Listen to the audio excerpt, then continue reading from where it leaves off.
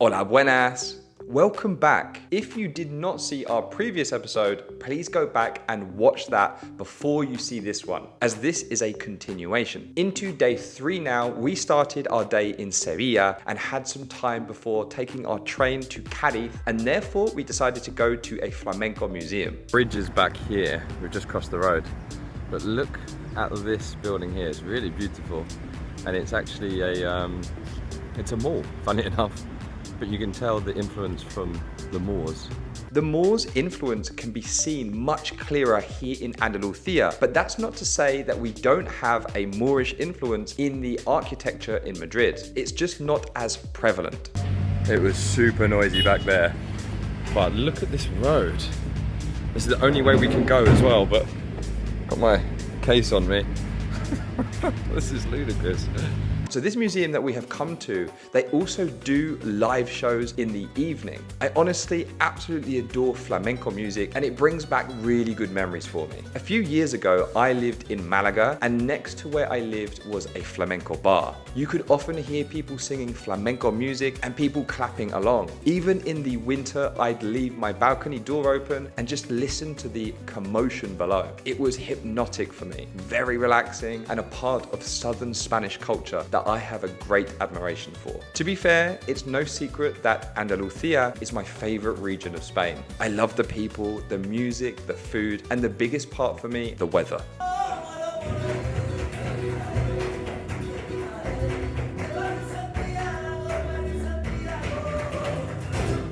Now, I am not going to pretend to be an expert of flamenco, but I do want to give you a bit of information about it. Flamenco is a passionate and expressive art form that originates from Andalusia. Flamenco has deep roots in Gitano or Romani subculture of Andalusia, but it also has a historic presence in regions in Extremadura and Murcia.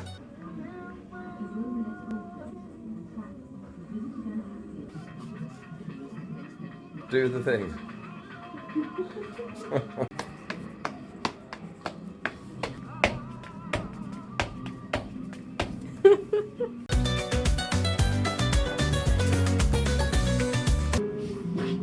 Il flamenco è qualcosa di speciale, qualcosa che sgorga direttamente dall'anima.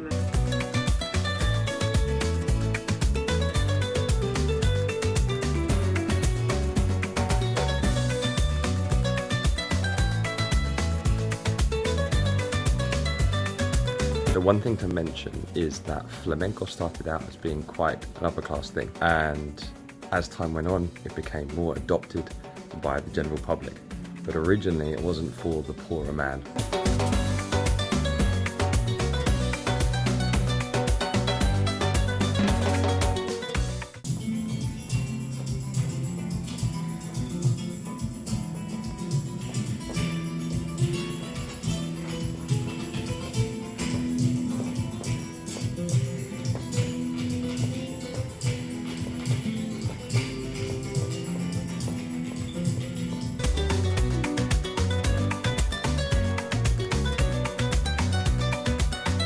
This is me when I try and play guitar. I get frustrated and I go, ah! Can't do it.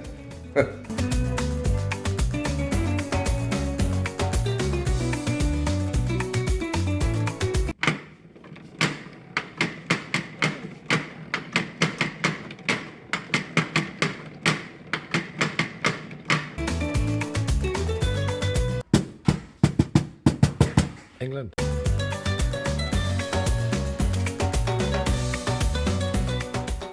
The music is quite relaxing here.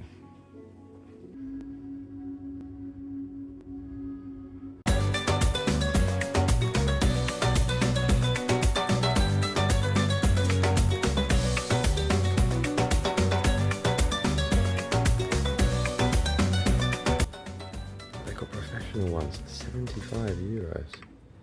You got the cheaper ones on the other side. In reference to one of my previous videos, I bought a set of cards from this flamenco experience gift shop with the intention to play some games on the train. What ended up happening is I bought the wrong set of cards. I bought Spanish playing cards, also known as Baraja Española. If you didn't watch that video, I'd recommend you go back and watch it. There are some rather interesting games for you to check out. Can I just point out, I've turned this into a really positive thing where I've learned new games and opened my eyes to a new way to play. But I'm not going to sugarcoat it. At the time when I made the mistake, I wasn't as excited by the mistake as I am now. I was not only annoyed at myself, but kind of sulking that I just wasted money on a set of cards I fully did not intend to use. Now I'm buying multiple packs to share with friends and family. So if there was ever a lesson to learn here, it's that you can turn irritation into a life lesson or something like that. Let's move on. Well, we had a lovely experience in the Flamenco Museum, but we now have a train to catch. So that's where we're heading to now. And here we are. We have arrived in Cádiz. Look, you can't escape it here in Spain. Giddy's out. Well, sorry, but I'm not going anywhere. I'm here to stay.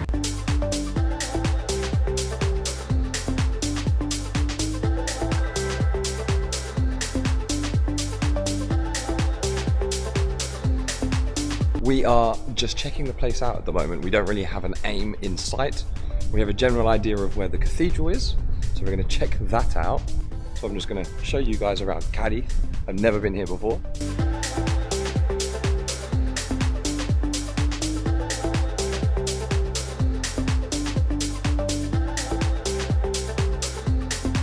The number of people I have asked which beach or which coastal line is the nicest in Spain, people always tell me it's Cádiz.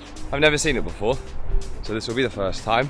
So we're going to be seeing it for the first time together. That's nice, isn't it? Let's see. Get it? See? I don't see a beach. Failed beach. I think I can actually see it in the distance, way over there. As we were walking along, we saw one of these fountains. If you just come along here, look, we've got the buttons. Yeah.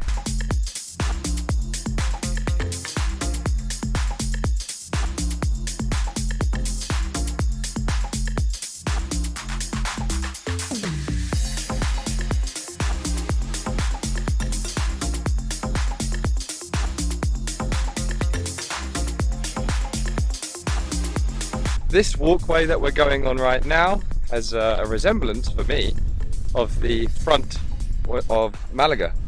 You've got the walkway going all the way to El Palo, where I used to live in Pedregalejo. There are so many people on this beach. We're just coming down here to have a look, but we're probably not going to stay here for too long. Our game plan is to find another beach that is less crowded. They have changing rooms and they have showers there as well. So if you want to have a quick shower before you leave the beach, you can do. Just to mention, that beach is called Playa de las Mujeres.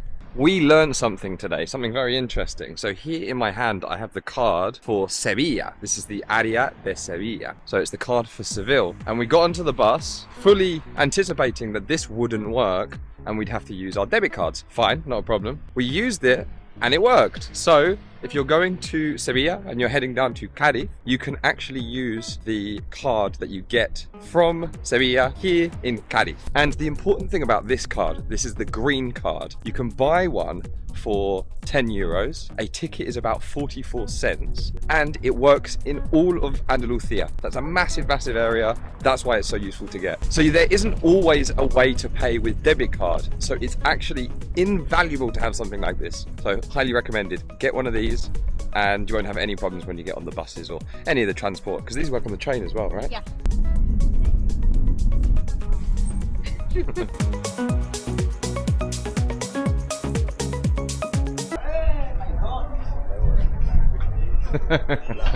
No problem, no problem. Very, very good. Qué bueno.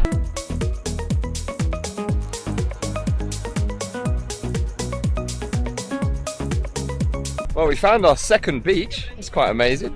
Look at that! So we're currently walking down the Great Wall of Spain. That's what it looks like, look at it.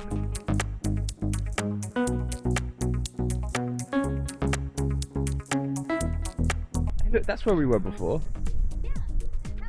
And here you can see the San Sebastian Castle. Unfortunately, it's temporarily closed, but hopefully it will be open if you guys come to visit Cádiz.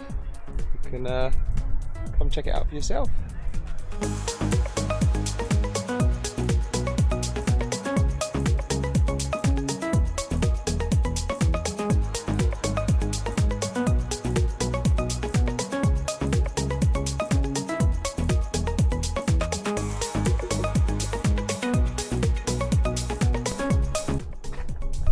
I'm not gonna lie, this looks mega closed. This is the second castle that we've come to. They were actually pretty close to one another. So you have this one here. We thought maybe there's a way to walk round. Guys, check out the size of this tree here, look. Not the palm trees. We know I love palm trees, but no. We're talking about this big tree. Look, it starts all the way from this corner here. It goes all the way along to the building there.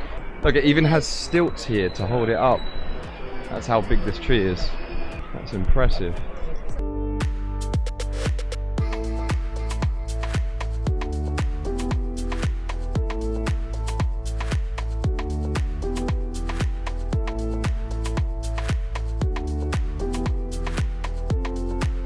We are currently waiting to go to this restaurant, and the reason why is because there's tons of people here, so we know that it's really good. On Google Maps, it says that the reviews are like 4.8 out of 5, so we're expecting good things. So fingers crossed, it's really good because we're gonna have to wait for it.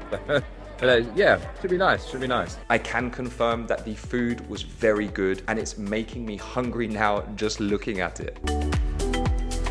And that concludes our third day on our adventure in Sevilla and now Cádiz.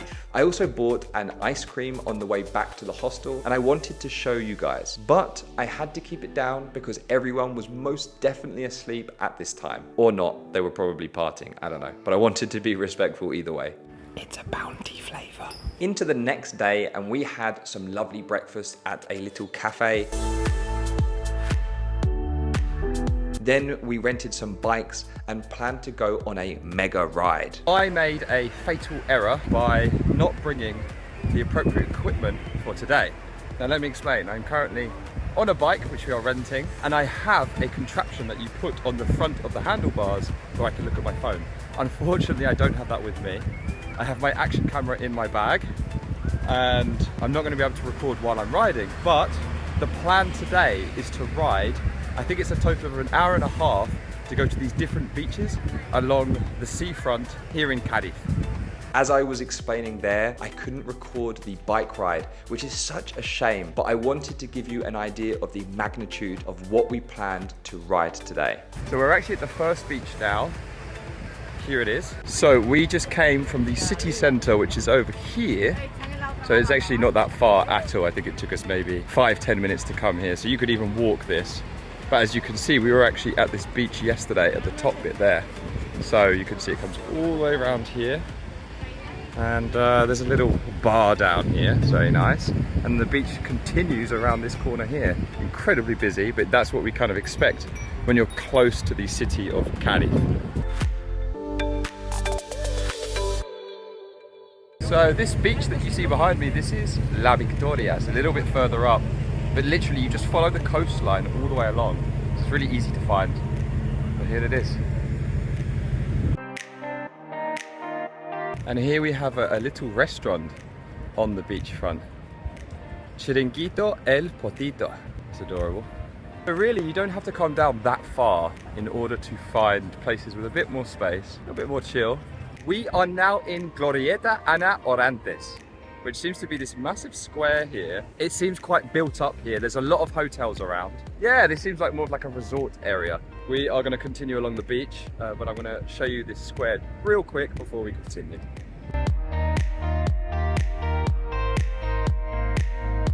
We've just stopped again, but this is Playa Victoria. Still, but yeah, it's a very big beach.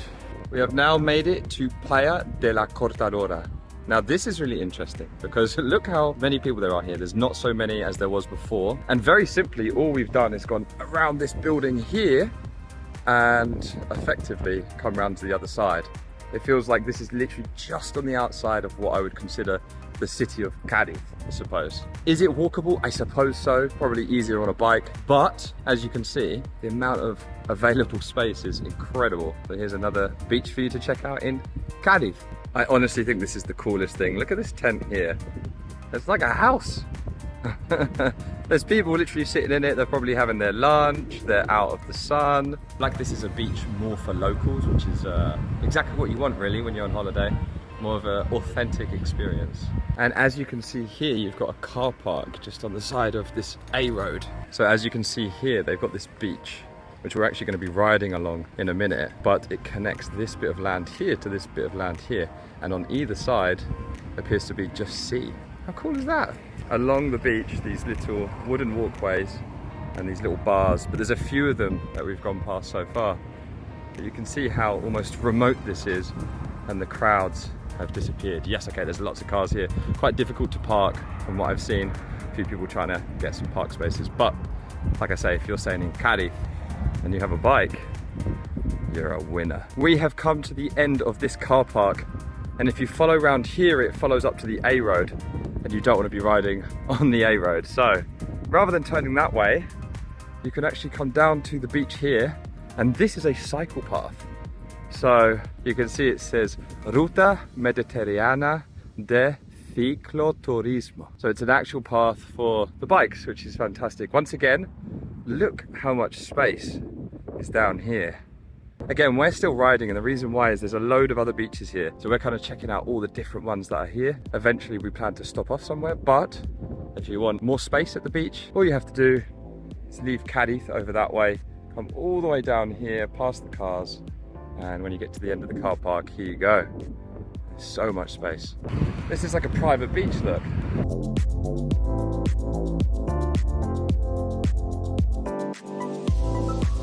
This path has been an absolute blessing. It's been so easy to ride on.